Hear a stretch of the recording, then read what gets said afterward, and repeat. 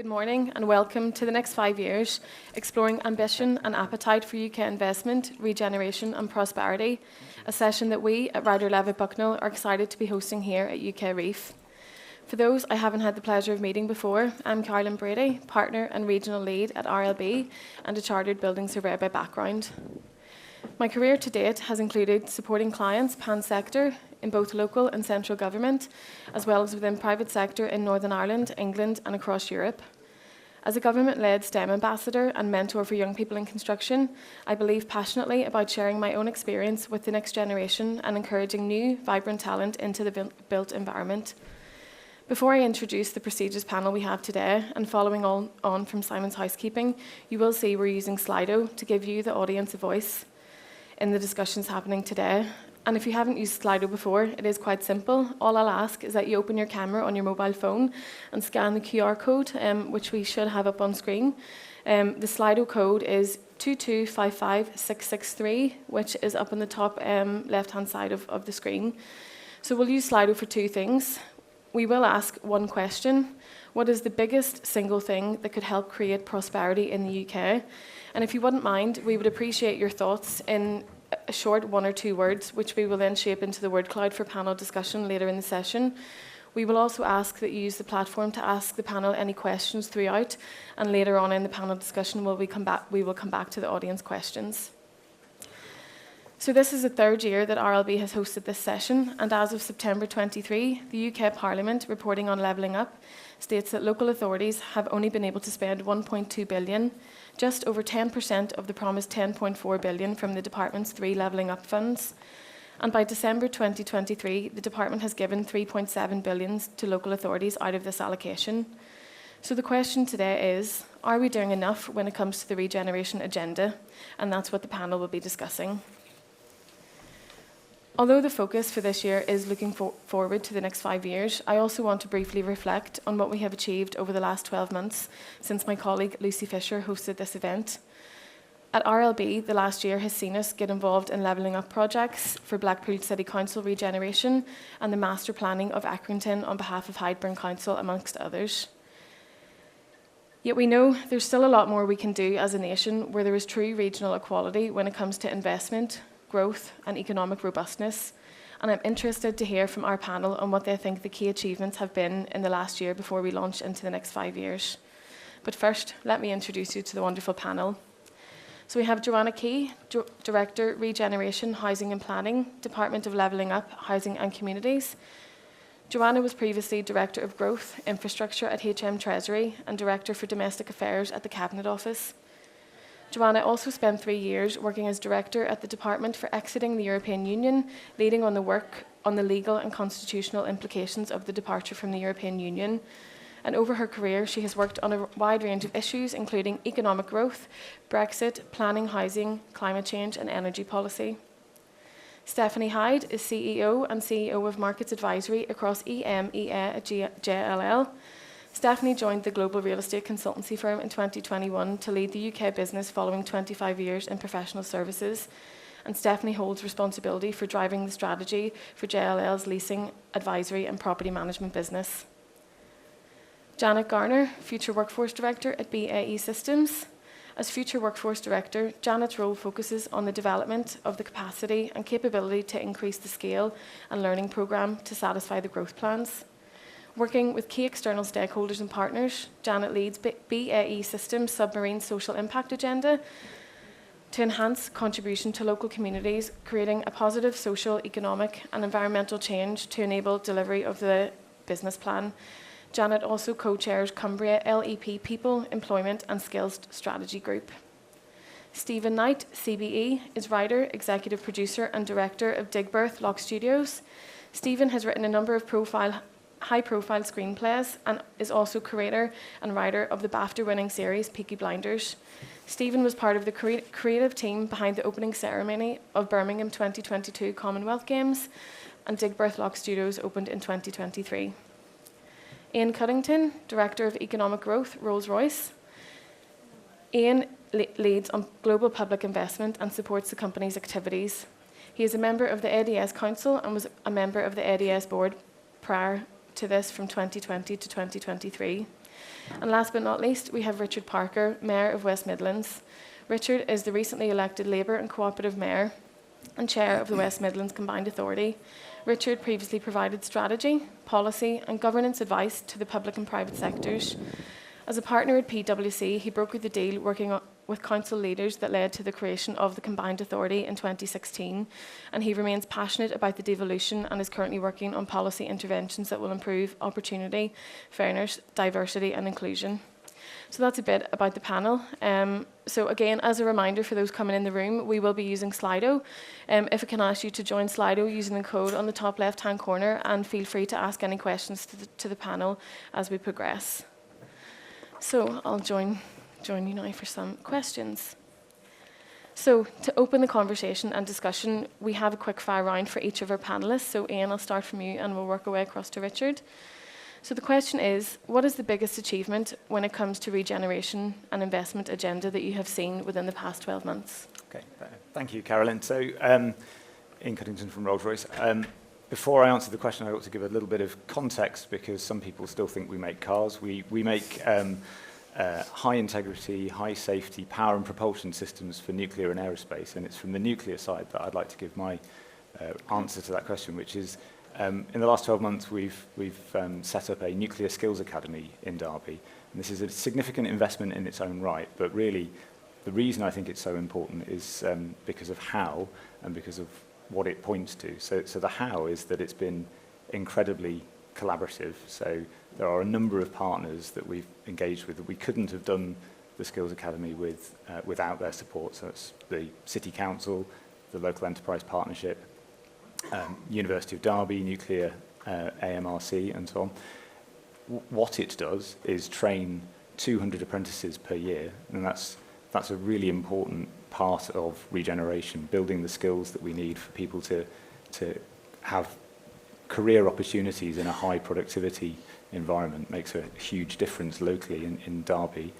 And then what it points to is that this is really just the first step as part of the reason we know we need all of these skills is because of the recently announced AUKUS deal, which is Australia, UK and US, where the UK is going to be providing submarines to the Australians, and all of those submarines need nuclear engines inside them.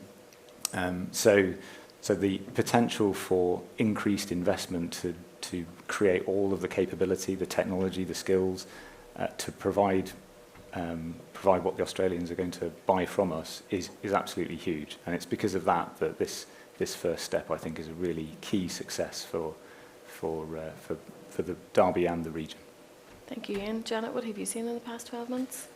So perfect segue, Ian. So Janet Garner, BA Systems. I'm specifically part of the submarines business for BA Systems. And I think the biggest thing I've seen is not necessarily anything that's been, physically delivered, but it's how we approach that challenge, opportunity as a country that AUKUS presents to us.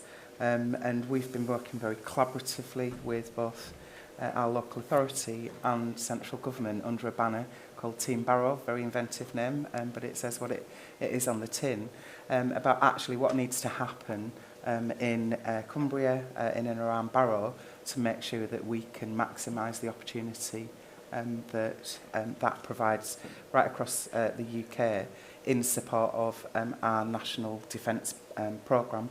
So that's the biggest change that I've seen, is people thinking about that mindset around how we resolve some of the challenges that we have in front of us. Thank you. Stephanie? Well, I think we have to acknowledge the fact that we've got nearly 13,000 people here, all talking about regeneration, and this real estate in general is an amazing achievement, particularly with so many key decision makers and leaders in the room. We know it's been on the boardroom agenda, but this has just continued to grow. So huge congratulations to UKREiiF for everything that they're putting on, first of all. Personal highlight for me, I'm going to use something local, York Central, maybe known to many of you in the room, but this is a fantastic example of where public and private can come together. So Network Rail and Homes England pooled their land together, 111 acres, and then Homes England identified and arranged for 135 million of grants and funding in order to really regenerate the whole area, making it incredibly attractive. We were involved with the bidding process for the appointing the developer, and it was a competitive process, lots of really good names. McLaren then won it to come in, and it's going to be incredibly exciting to see the change that will happen, but a fantastic example of what can be achieved with the right mindset, the right approach, and public and private working together. Thank you. Stephen? Yeah, it's great to be on a stage with so many serious and influential people in serious and influential industries, because often my industry, which is film and television, can be seen as frivolous or as a luxury. But in fact, the figures, which I don't have off the top of my head, but the figures for what the amounts of money that are being brought into this country by film and television are quite staggering.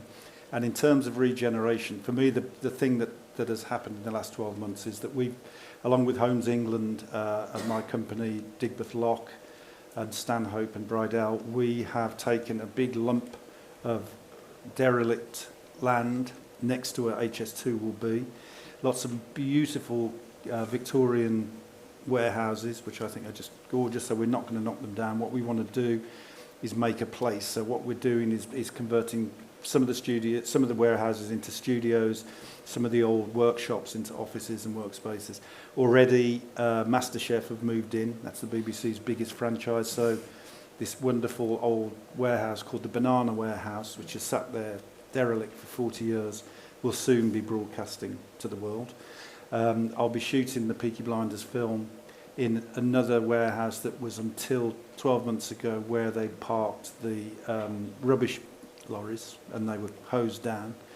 So we'll be shooting a Netflix film there. And from then on, we will be bringing television and film production to this area. But the thing about this with Regeneration is two things. First of all, film and television doesn't just employ actors and writers and technicians. It employs carpenters and electricians, drivers, security, all kinds of things across the board. And a lot, as everyone knows if they've ever seen a film crew, it's a lot of people standing around. So there's a lot of employment involved in this, but also I think what's crucial when it comes to regeneration, and I've seen it from New York, Seattle, all around the world, often when an area is challenged, the first people who go in, because it's cheap, are the artists. And when the artists go in, the coffee shops go in, and when the coffee shops go in, the restaurants go in.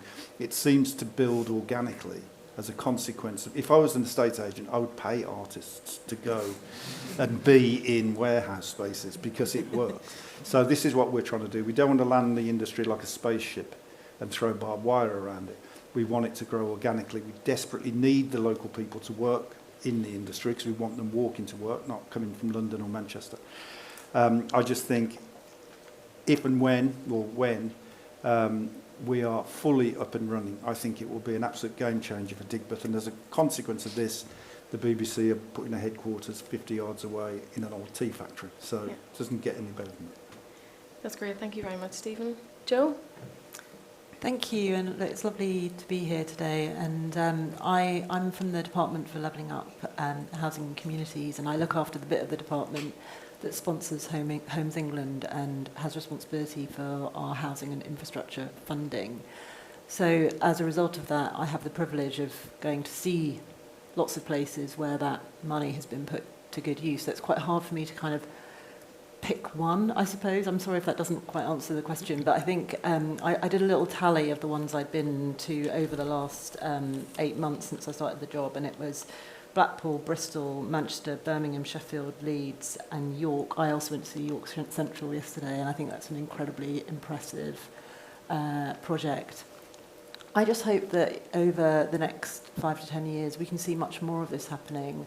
We're seeing already increasing numbers of joint ventures of the sort that you spoke of, where you've got a public sector partner and a private sector partner, both really dedicated to bringing together land and infrastructure funding to make to transform a place. And I think that is the future, and we should just be looking around the country for other examples of where we can do that most effectively and really, really make a difference for communities.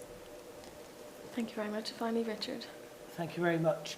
So as a newly elected mayor, my focus is on the future rather than the past, and I'm here working with the team from the Combined Authority and the leaders of the councils to promote £20 billion worth of investment opportunities across 32 projects in the West Midlands. And that's really important to drive our economy and get back to growth. But there's one particular opportunity I think stands out for me, and that's the investment zone and the opportunities around that investment zone in the southeast of the region, where there is going to be ability to retain business rates over 25 years, and focus investment on advanced manufacturing and in battery-driven technology. That investment has potential to put about £5.5 billion additional resources into our regional economy. It will make a massive difference. It will ensure that we can retain a car industry here and employ people in better pay and in better paid jobs. And it's only by doing that that we can improve, or I can improve, or work to improve the lives of people across the West Midlands. And why is that important?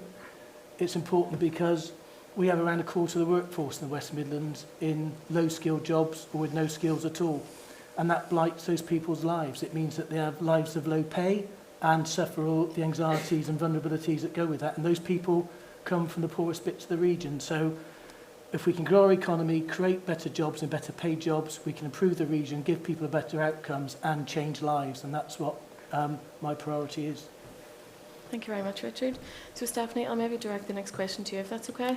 So I briefly mentioned that RLB has sponsored this event for 3 years running now, and during this time we've seen more devolution, political uncertainty, as well as levelling up funding being used in capital projects.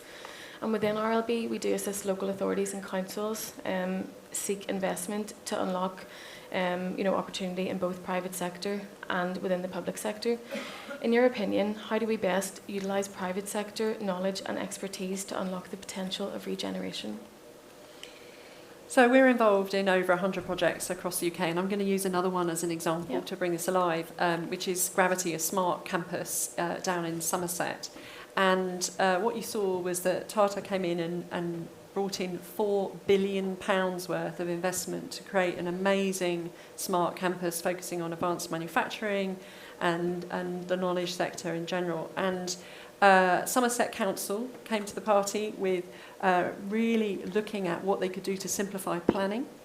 They also looked at how they would regenerate the area as well, and identified funding, loans, grants of 150 million in order to unlock that area, which will bring about 4,000 jobs to the area and really transform, we hope, into something completely different for that area. And this is where I think, I wouldn't say it's about the private sector bringing their knowledge or bringing their expertise and solely for others to receive it. This is about collaboration.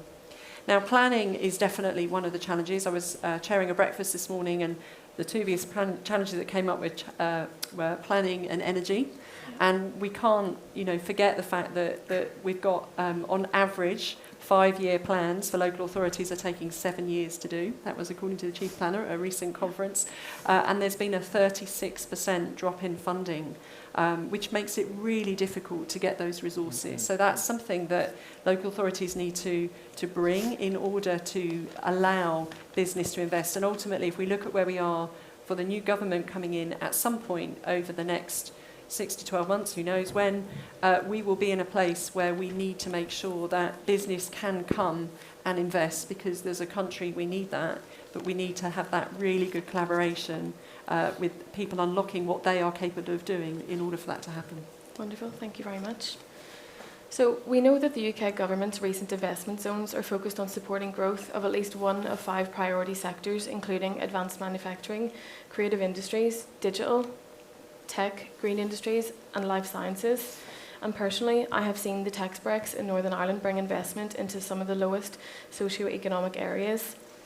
With representatives on the panel across all sectors, including manufacturing and creative sectors, I am interested to hear whether these incentives are enough to encourage investment and what they will do to support the regeneration agenda, and whether the government will actually generate help as key, because it's key to unlocking this investment. So Ian, I'll maybe come to you first for that question. Great, thank you. Yes, so I think the first thing I would say is that's a really good set of choices of sectors to support. So particularly, I'm biased of course, but advanced manufacturing we see as being really important to the UK economy, and it's something that the UK is really, really good at. We essentially invented advanced manufacturing, so we have every right to be good at it. The reason why I think it's so important is because it kind of points back to what Richard was saying about providing those life opportunities for people. So the productivity in advanced manufacturing is considerably higher than the UK average. Mm-hmm. So from Rolls-Royce's own statistics, we know that our productivity is around 60% higher for our operations than in the regions that we are based. And that means that provides the ability to create those jobs at pay. Also, one of the things about advanced manufacturing is it tends to have the pathways to go. So there's a range of different jobs that allow people entry into this sector. So it's a really good thing to support. Making some choices is important. And then can it attract the investment? Is it enough? Well, from personal experience, I'm working on an investment right now, which unfortunately it's still being assessed, so I can't go into any detail. But I know absolutely that investment would not be going ahead, will not go ahead without the support of the investment zone. The alternative for us is to go and use an overseas supplier. And so, yes, is the short answer. It absolutely does attract investment. If I then, that's quite a relatively small, self-contained project that I'm talking about there, but even so, that will create over 100 jobs just from that one investment. If I then think about going back to my earlier answer around the kind of nuclear renaissance, an investment zone on its own, I don't think is going to clearly not going to be the thing that catalyses without an investment like AUKUS behind it. But what an investment zone can do and is doing is providing a focal point for building out a cluster. So those incentives attract other people around the centre of the investment, which is what is required for delivering AUKUS. And that's absolutely in our interest as well, to have suppliers and partners from all sorts of other engagements with us around and building out that nuclear cluster. So yes, we can see it being really, really powerful, both in the kind of smaller instances, but also this kind of providing a focal point for much larger clusters as well. Okay, great. Stephen, I'll maybe come to you as you're in the creative industry. Is there anything you think could be done to unlock this fund? Yeah, I mean, I completely agree with the quality of that list of targeted investment, because I think, we should learn from the British Olympic Committee. They invest in what we're good at.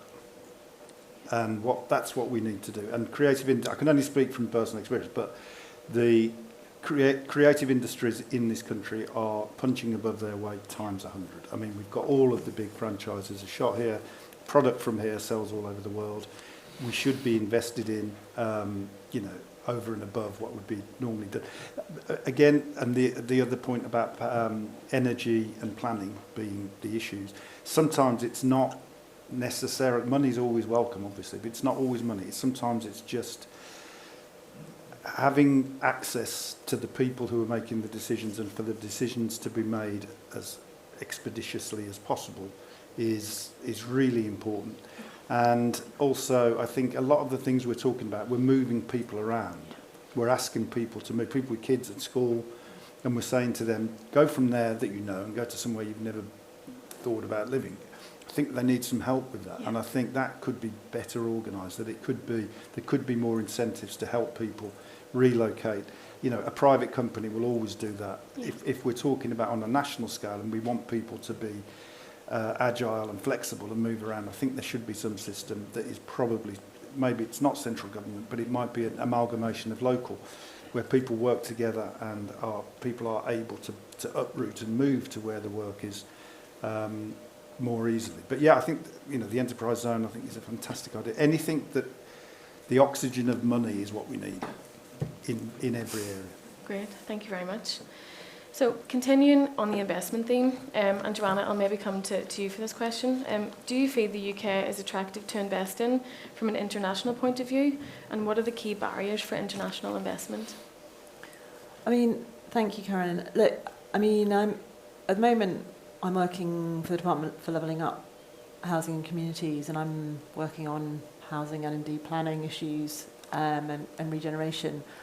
But before I came to the department 6 months ago, I was 3 years in the Treasury working as Director of Growth and Infrastructure, and before that, slightly earlier in my career, I spent 3 years in China.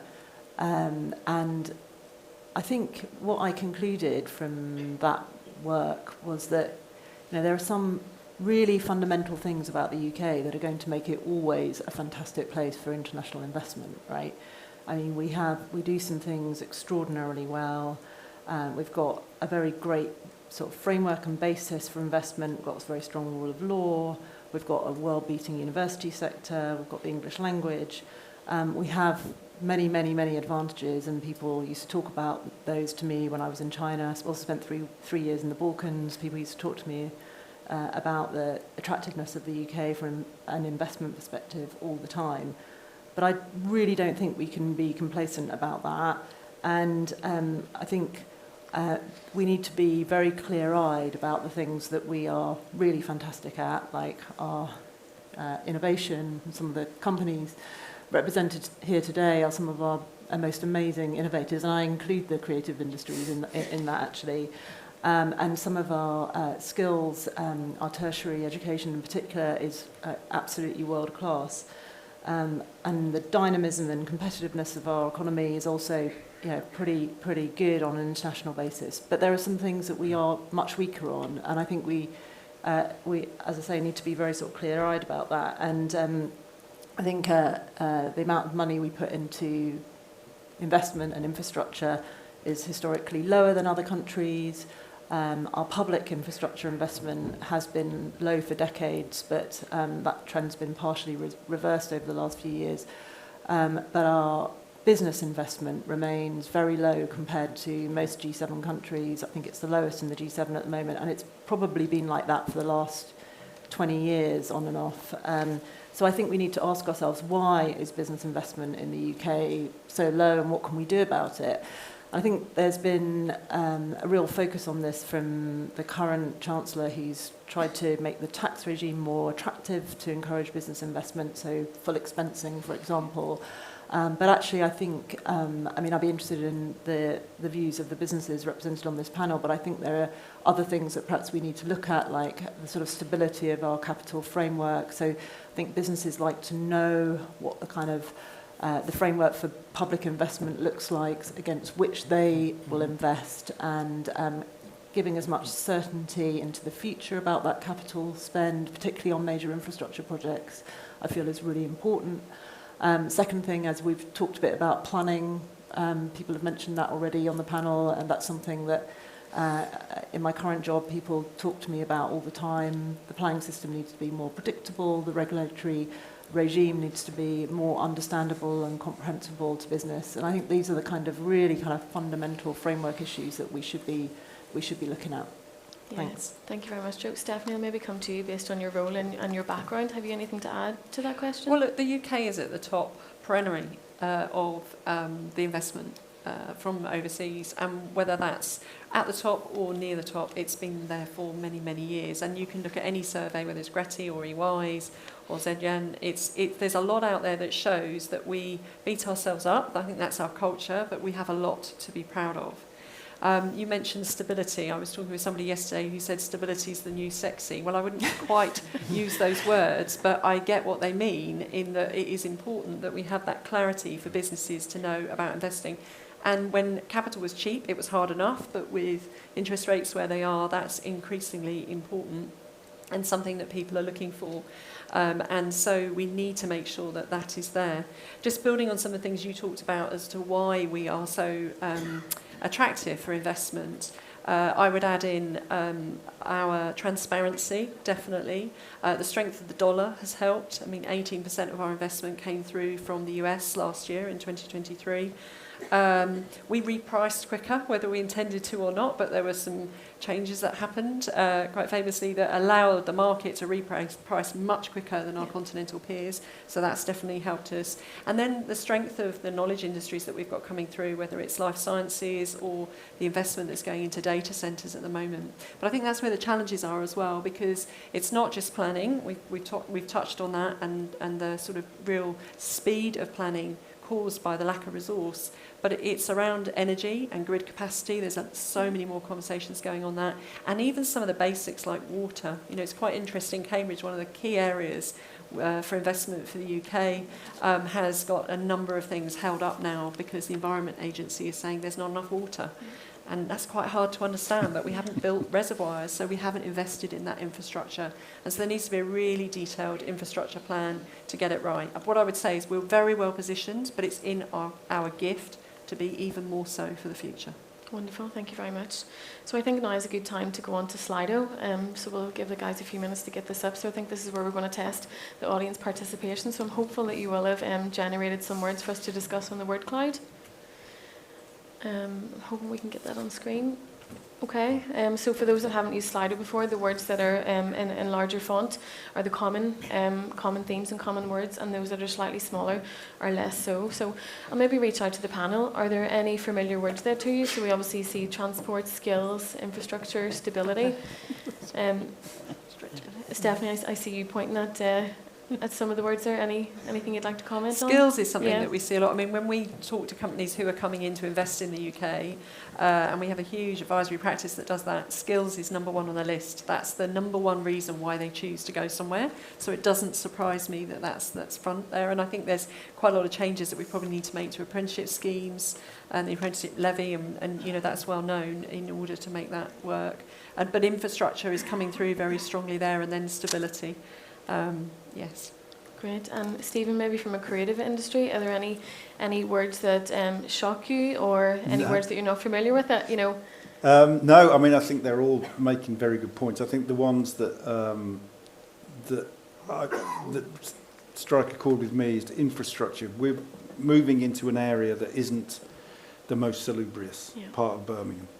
And small investments can make huge difference. Street lighting, you know, investment. There's a canal system, which is beautiful in my opinion, and it's a really easy way of getting around the city, but people won't go after dark. Yeah. So we need to do something with that. We need to put, you know, retailers in boats on that thing. We can bring it to life. It's happened in other places. But just simple things like lighting, you know, can really make a difference. And maybe a few more police visible in that area, and suddenly this place can really, really grow. And I think education in our industry, the point that I keep banging on about is, if you're, and this is more skills really, but if you're an electrician, you can be an electrician on a film set. You just have to relearn a few things. If you're a carpenter, it's the same. So we're not asking people to completely shift what they do. What we're saying to the local population is, this is an industry that you can be in. So it's getting that message across. And I think in order to get the message across, we need to have a lot of joined up thinking with local government and, you know, the private sector. Yeah. And Richard, we'll maybe come to you for a final comment. Yeah, I just wanted to pick up on collaboration.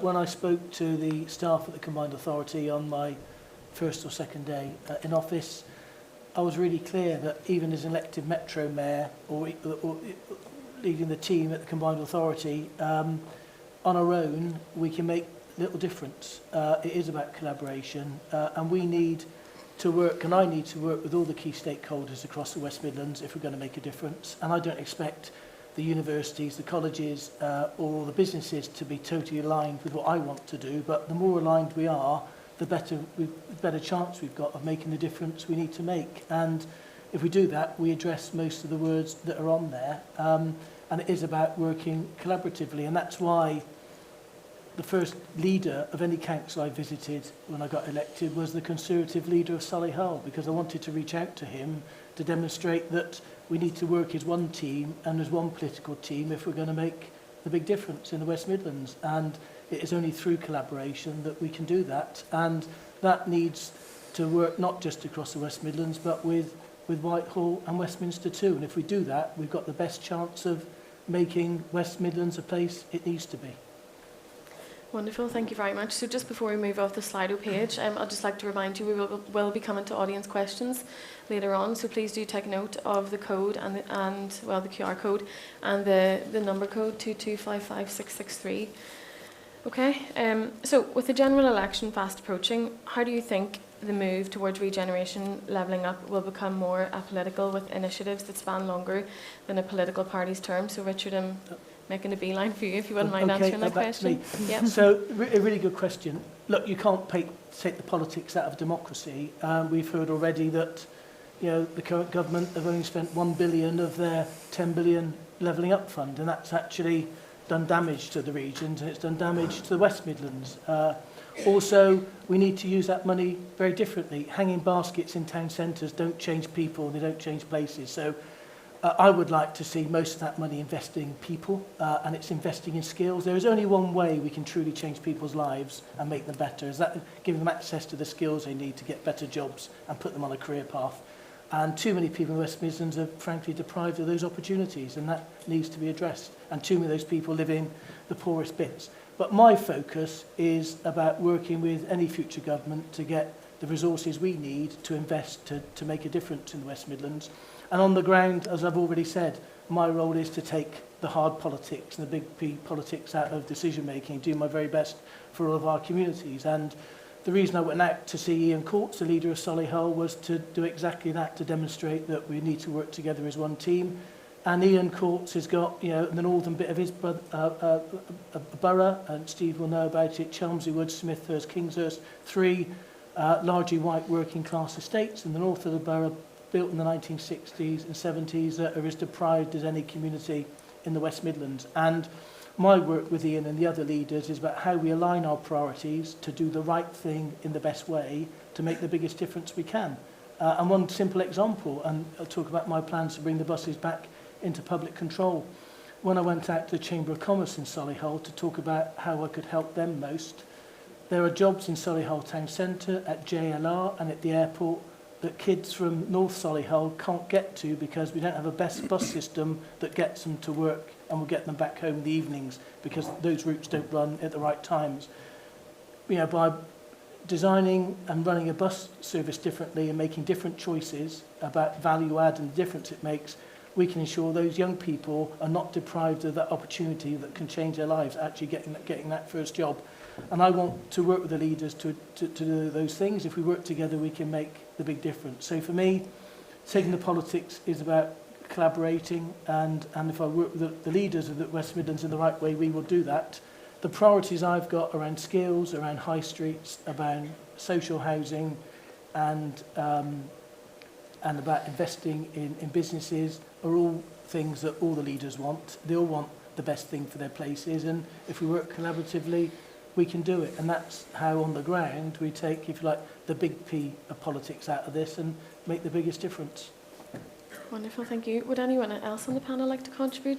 Janet? Yeah, sure. I mean, I think some of this is about making sure that there's long-term investment plans in place that really lay out, you know, what regions, what areas want to see in their future, because when you put that compelling narrative together, you know, it does take the politics out of it. Nobody can argue with that. That's what the regions want. And I guess on the backdrop of the AUKUS programme that we're involved in, you know, we need that investment to span 40, 50 years.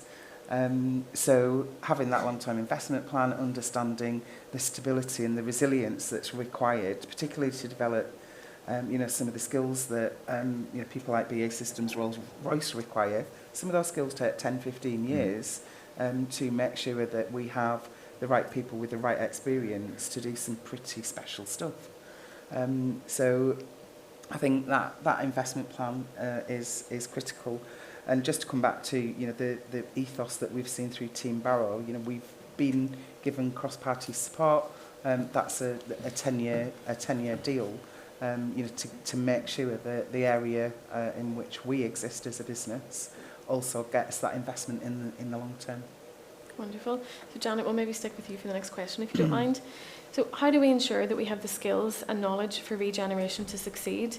And how do we ensure that our investing of training and skills distribution remains inclusive for all? So I'd like to start answering this with a little bit of a history lesson for any of you that know anything, excuse me, anything about Barrow-in-Furness. I've worked for the business BA Systems for 38 years. It's had a number of owners during that time.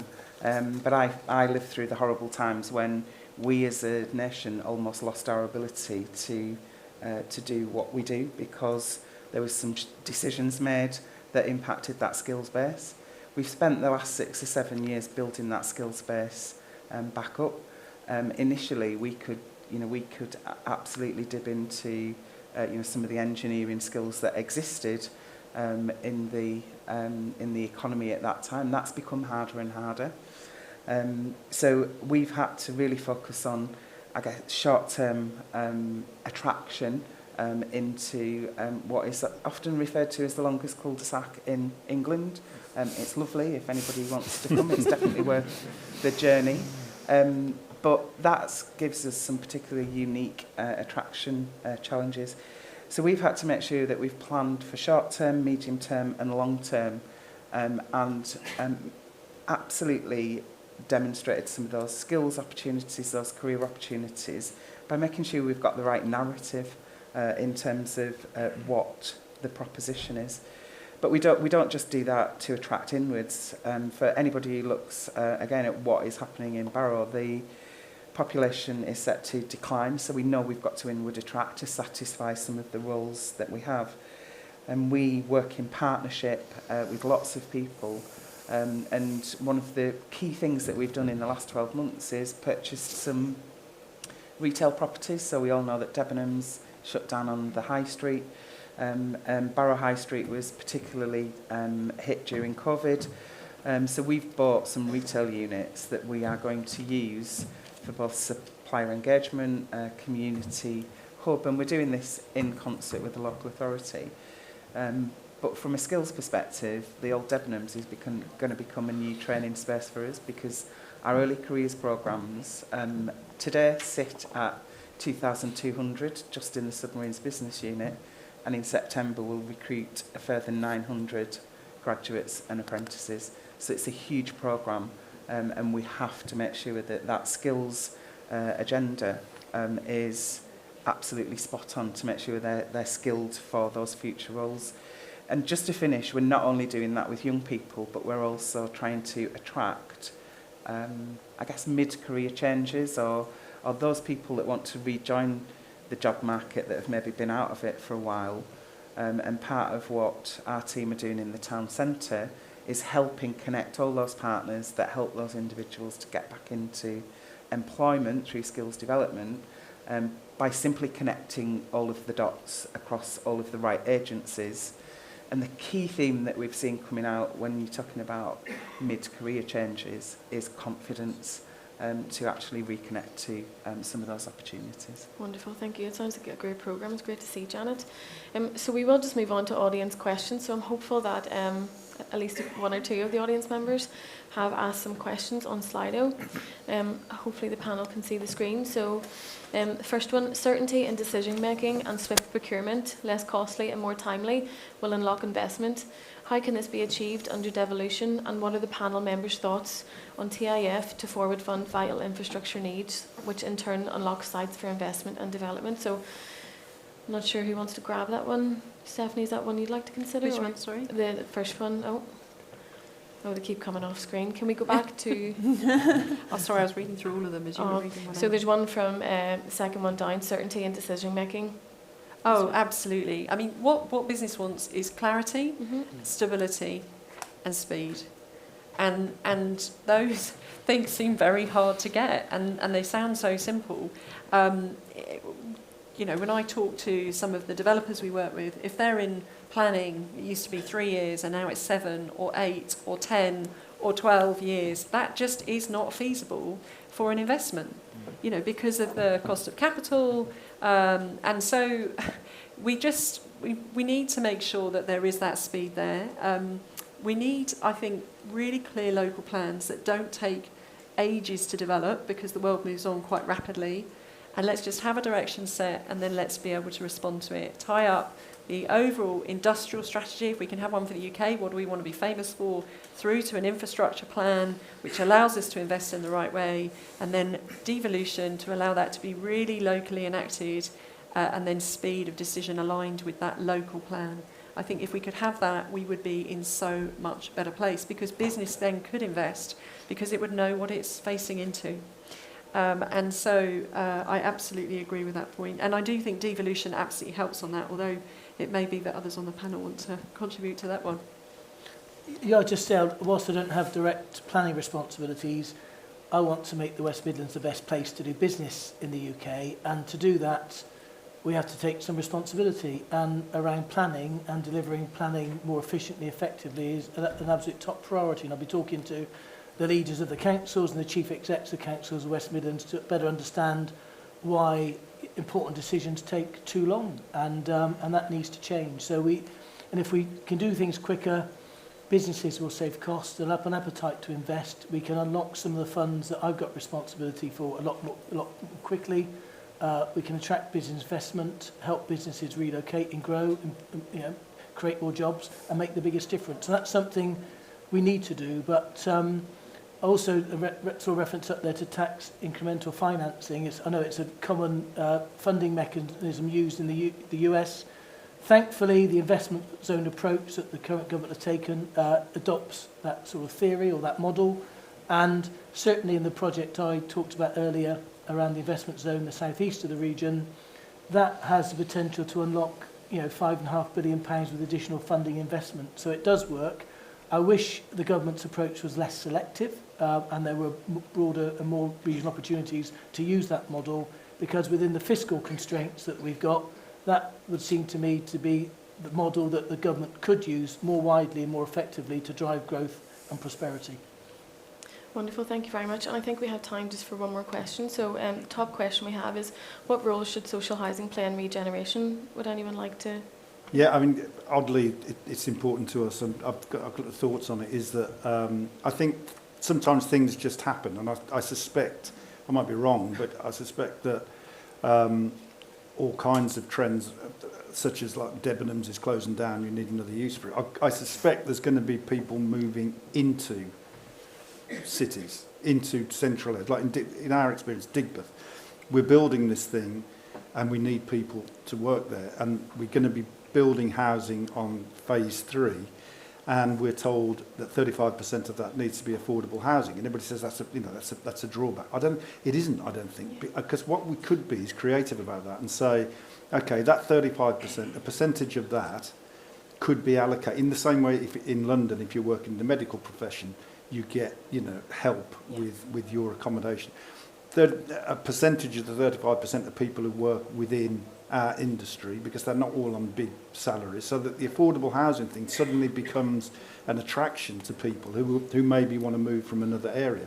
They will be walking to work, not driving to work. Yeah. And it doesn't have to be just creative industries. You could maybe target other areas where you want people to come in and you want to use that affordable housing and target it, in a way that actually helps the industry. And the other thought that I'm just putting out there, the film industry has a tax break where when a US investor comes and makes a movie, 20% of all that they spend in the country, they get back after they've spent it. So they hand over the invoices and the government give them 20% back. Other countries have bigger tax breaks, but it's a massive incentive. And I would love it if, speaking for the West Midlands, if the West Midlands was able to add a 1% to that, then that's not money come from anywhere other than the company from America that's investing. But what you're saying to them is, you're going to get 21% back of what you spend, so come to us. Thank you very much. What is apparent listening to the conversations in the room today is that the future of regeneration of towns and cities, whatever the colour of the government, will rely on a public-private partnership, and that the investment will be driven by key economic indicators such as advanced tech, creative sectors, media and film. All of us working in the built environment, wherever we are in the ecosystem, we all have a responsibility to ensure that we upskill our workforce and attract talent to deliver this investment. On behalf of UKREiiF, RLB, and of course myself personally, I would like to thank all of our panellists today for being so open, engaging and insightful with their contributions, and again for the audience for actually contributing to the Slido and asking some questions to the panel. And of course, Phil Laylock, I'm not sure where Phil is, and the UKREiiF team for giving RLB the platform to be part of the discussions here today. And finally, the RLB team for organising the event. So I think Melissa and the marketing team are somewhere in the crowd. So a huge thank you. If you would like to hear more from myself or RLB, especially to learn of our Town Centre Levelling Up and Regeneration Toolkit, please come visit us on stand E32. Enjoy the rest of your conference. Thank you very much.